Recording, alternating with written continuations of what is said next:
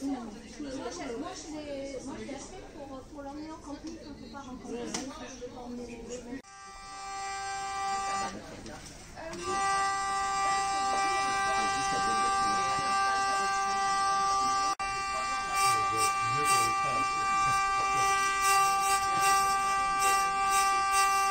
Ouais, et je savais mieux tout à l'heure.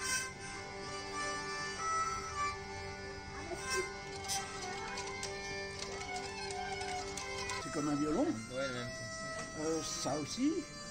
Les bourdons, c'est comme si on dirait une cornemuse. Ouais. Mais il y a un truc en plus, c'est que nous, on a des chiens sur les vielles. Et attention, c'est un chien dangereux, hein, vous l'avez vu. Hein. T'as vu les chiens Attention, dressés? Et c'est des chiens qui sont dressés. Ils aboient que quand on le décide. Parce que, en fait, la corde, elle est entre les deux. Si je la bouge, vous voyez, elle monte, puisqu'elle est sur la corde. Mais là, comme c'est collé, elle ne monte pas beaucoup, alors que là, comme c'est pas collé, elle bouge. On lui dit d'aboyer? Oui. Oui. Ah bon?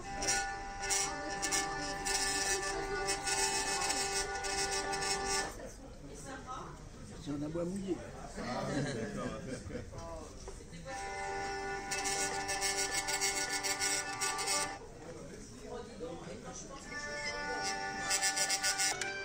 C'est pas forcément que breton. C'est pas forcément que breton. Ah, est-ce que le violon, c'est que breton? Non. Et pourtant, il y a plein de Oui, joueurs oui. de violon. Oui, oui. Est-ce que la cornemuse, c'est que breton? Non, sauf qu'en Bretagne, il y avait une cornemuse qu'on ne trouve pas ailleurs. Ah oui. Alors que la vielle, on la trouve un peu partout, on la trouve en Bretagne. Et dans d'autres endroits, et voilà, c'est le même instrument. On en avait dans les orchestres classiques? Oui, Ah il y ouais. a des concertos de vielle à roue.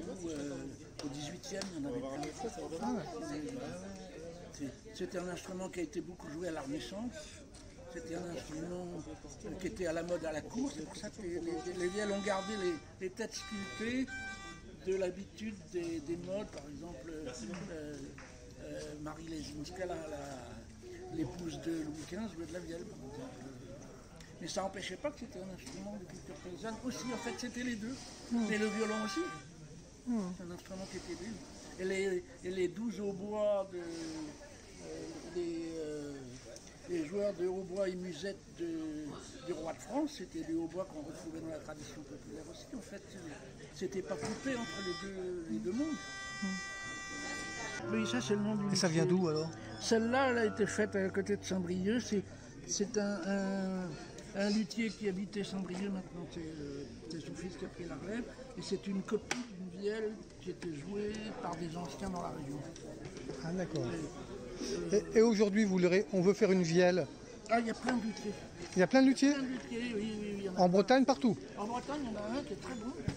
Bah, c'est le fils de celui qui a fait cette vielle. Ouais, ouais. Et ça, c'est une vielle récente aussi. Celle-là, par contre, c'est une vielle ancienne. Celle-là, elle date du 19e siècle. Ah oui, d'accord. 19e siècle. C'est magnifique. Hein. Et alors, on a un clavier qui est... Et cet instrument remonte à quelle époque? La première vielle qui a existé? La première vielle qui n'avait pas ces formes-là, Ouais. sur le même principe Ouais. qu'aujourd'hui, ça s'appelait l'organistron, et c'est 10e siècle. 10e Ça servait siècle. 10e, 11e, Ouais. ça servait dans les églises. D'accord. Et orgue, organistron, c'est la même origine de mot, et ça servait à accompagner les cantiques. Ah, d'accord. Mais en France ou dans la cour européenne? En Europe? Toute l'Europe. Toute l'Europe en avait. Et c'est à peu près vers le 14e siècle que les vielles sont devenues plus petites et plus proches de celles qu'on voit aujourd'hui. D'accord. Et en fait, c'est une histoire longue, mais le violon aussi a une histoire longue. Enfin, le hautbois aussi, la bombarde d'aujourd'hui, elle a une histoire qui a aussi un millier d'années. Donc c'est pas un cas particulier. Tous les instruments ont une histoire très Ah ouais. ancienne.